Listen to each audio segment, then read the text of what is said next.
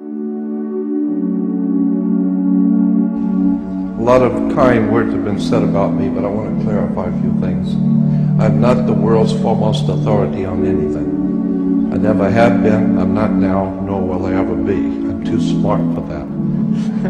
You may be a wonderful person, you may be very sincere, you may have done wonderful things, you break the law, and what goes around comes around. Consequently, it's all money, it's all manipulation and exploitation coming out of Phoenicia, Canaan. It goes back to the old Sumerian, Babylonian systems of words and terms and symbols and emblems that have been used to manipulate the whole human race. Because our masters don't give a damn about you or your family or your destiny with God. All they care about is what they have always cared about, and that's controlling the whole damn world. The church in America, unfortunately in the rest of the world, is organized crime. At its highest levels, it is high politics, major money. And anytime you've got major money and profound effect on masses of people, you've got to know you have organized crime. Help me. And this one teacher said that if you can tell an audience something about God so that the whole audience can understand it, then that will prove conclusively that you don't know anything. Because any pea-sized, ignorant, ill-informed, unread brain like yours cannot represent the divine presence in the universe. We do not know the hand of God. I'm ashamed of this country, and I'm ashamed of the people who call themselves Americans, who drive around with a damn silly-ass flag on their car and not even realize that's not an American flag. You can bet your bottom dollar that the religious institutions of this world are at the bottom of the dirt. The religious institutions in this world are put there by the same people who gave you your government, your corrupt education. The Knights Templars who set up your international banking cartels in the 12th, 13th, and 14th century are the same people that gave you educational institutions, colleges. And consequently, the world is filled with violence, bloodshed, or disorder. Good people are dying. There are children who are starving. Our world is in trouble. And people are calling out to God for protection. People are calling out to God to help our nation, and never realizing for one moment that the divine presence in the universe not listening. Why? Because you have your own concepts of whatever you think is true, whatever you believe to be true, but you have never confronted the real truth.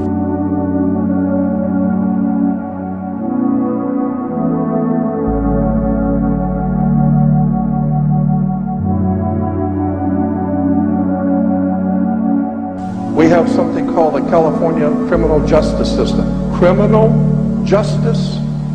Not American justice system, not the people's justice system. It is the California criminal justice system. You think that's by chance?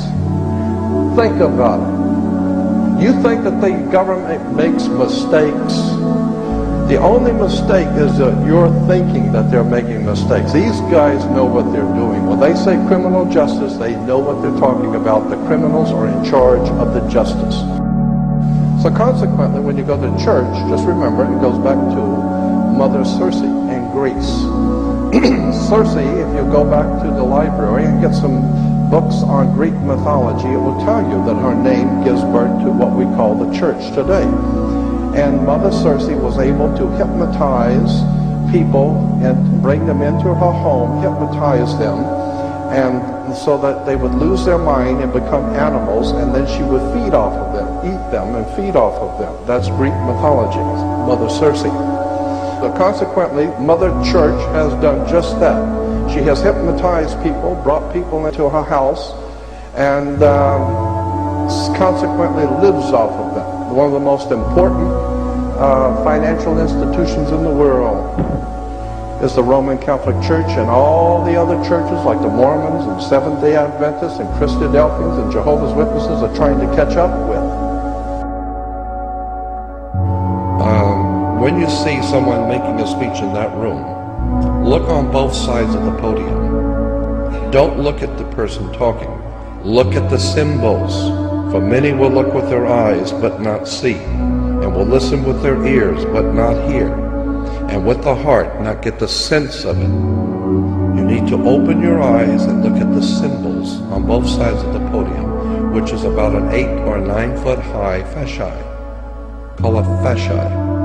A bundle of sticks with a hatchet head, the symbol of royal power in Rome.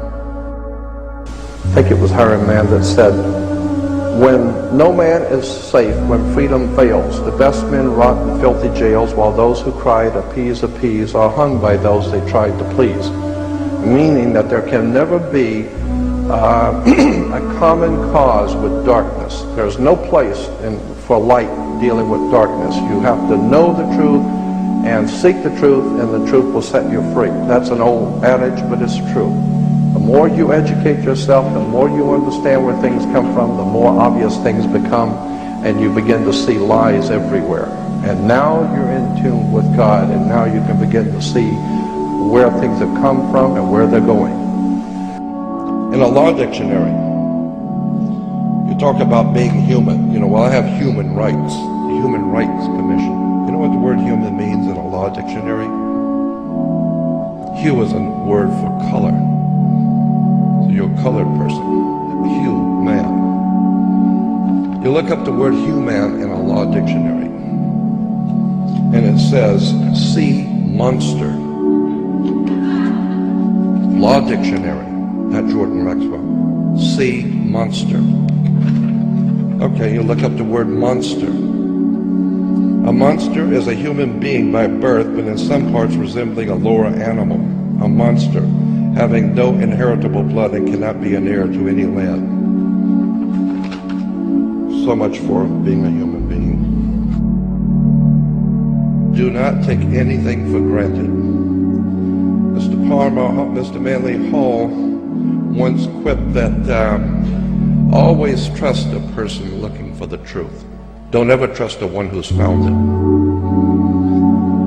Because the universe is not only stranger than you imagine, it's stranger than you can imagine. The Passover is simply the sun passing over the equator, coming back to the northern hemisphere to become the Lion of the tribe of Judah.